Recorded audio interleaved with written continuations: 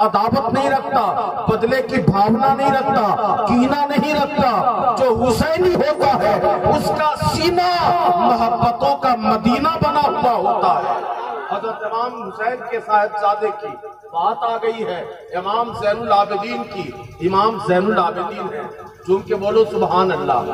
کربلا کے بعد، ابھی میں نے بتایا کہ کربلا کے بعد امام زین العابدین کبھی بستی میں نہیں رہے، مدینے میں نہیں رہے، شہر میں نہیں رہے، ہمیشہ جنگلوں میں، بیابانوں میں، صحراؤں میں تمبو لگا کر راتیں گزارتے، مہینوں رہ جاتے۔ کربلا کے واقعے کے 3 سال کے بعد، توجہ ہے سب کی، سن رہے ہیں؟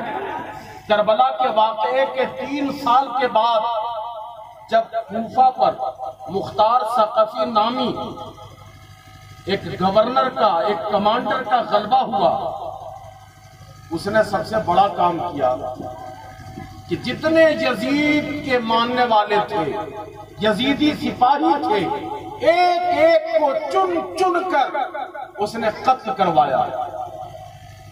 نہر فرات کے کنارے عبید اللہ ابن زیاد کربلا کے واقعے کے دن جو کوفہ کا گورنر ہوا کرتا تھا، جس کے اشارے پر کربلا کا معرکہ ہوا تھا، جس کے حکم پر 22,000 کے لشکر نے آل نبی کو کربلا میں گھیر لیا تھا، جن پر پانی بند کیا گیا تھا، بھوکا پیاسا قتل کر دیا گیا تھا۔ 3 برس کے بعد کربلا کے واقعے کے 3 برس کے بعد مختار ثقفی کے سپاہیوں کے ساتھ اس کا مقابلہ ہوا۔ مقابلہ اتنا سخت تھا، ابن زیاد ہار گیا۔ مختار ثقفی کے سپاہیوں کو اللہ نے فتح دے دی۔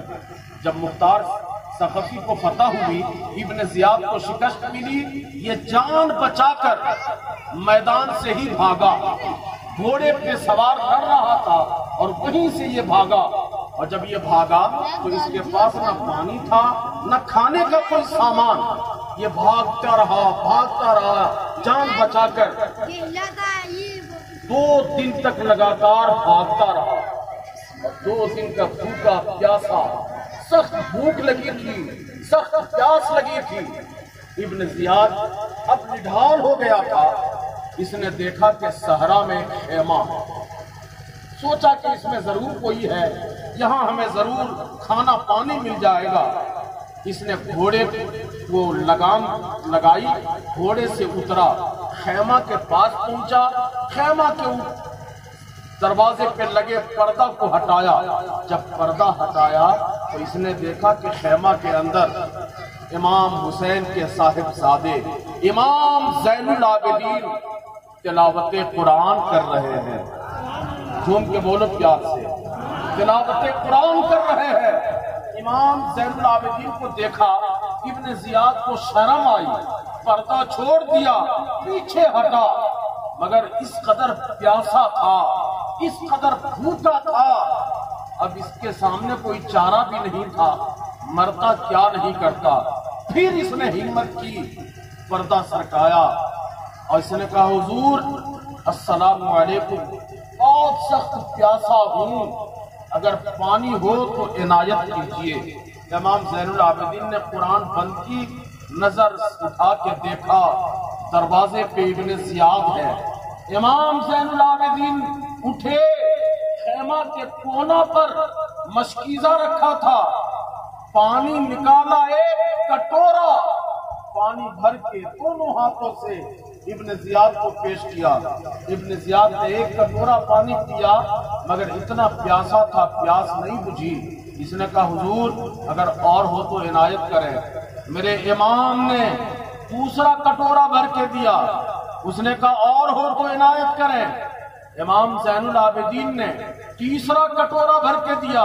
جب یہ 3 کٹورا پانی پی رہا تھا، اس کے دل میں یہ بات چل رہی تھی کہ شاید زین العابدین مجھے پہچانتے نہیں ہیں، اگر مجھے پہچان لیتے کہ میں کون ہوں، میں ابن زیاد ہوں، تو آج مجھے یہ پانی نہیں دیتے۔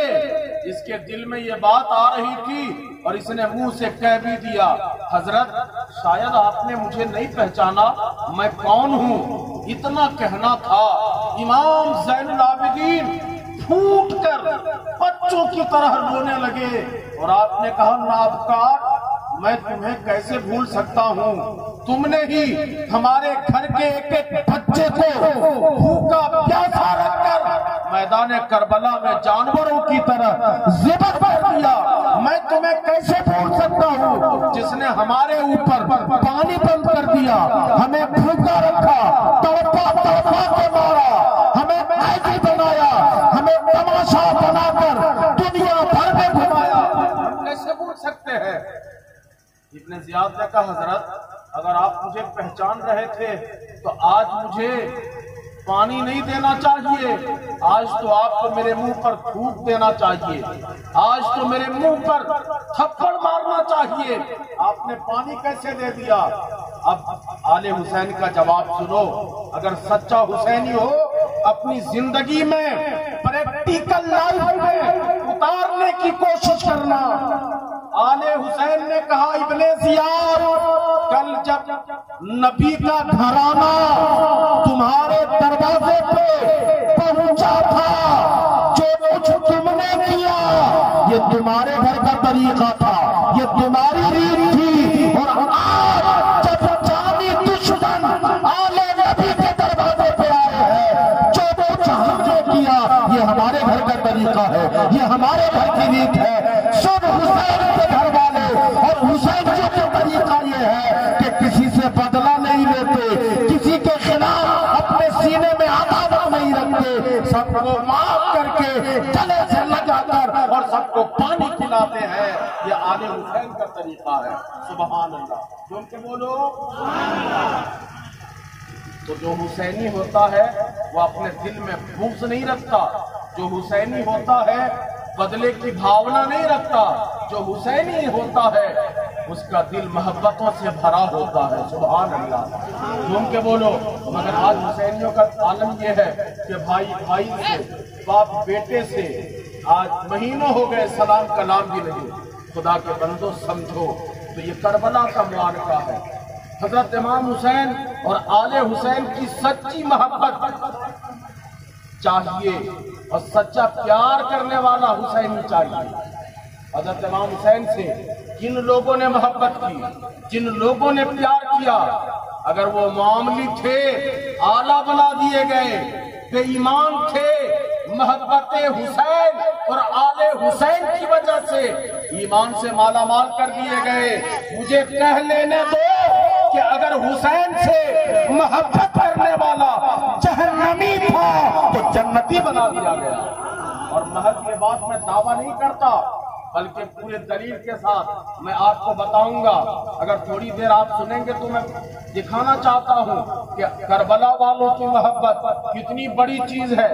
حضرت امام حسین اپنے گھرانے کے ساتھ محرم کی 10 تاریخ کو کربلا میں شہید کر دیے گئے، اور جب شہید کر دیے گئے شہادت کے بعد حضرت امام حسین اور آپ کے جتنے ماننے والے شہید ہوئے تھے سبوں کے سروں کو یزیدیوں نے جسم سے الگ کر لیا، نیزے پہ رکھا، اور نیزے پہ رکھ کر یہ کربلا سے کوفہ پہنچے، اور کوفہ سے یہ دمشق یزید کے دربار میں پہنچے، اور پھر وہاں سے یہ دوبارہ قافلہ کربلا تک پہنچا۔ اس پورے عرصہ میں 38 دن کا ٹائم لگ گیا۔ کتنے دنوں کا ٹائم لگا؟ کتنے دنوں کا؟ 38 دنوں کا وقفہ لگا۔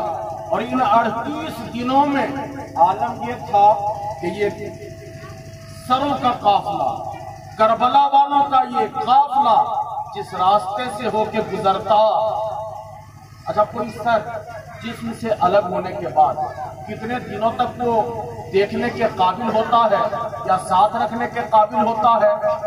1-2 دن۔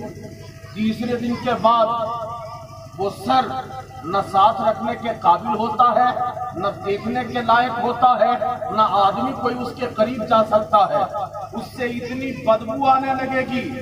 مگر یہ کربلا والے ہیں، حسین کے گھر والے ہیں، حسین کے ماننے والے ہیں 38 دن ہو گئے، مگر تمام علماء کا بیان ہے کہ سارے سروں کا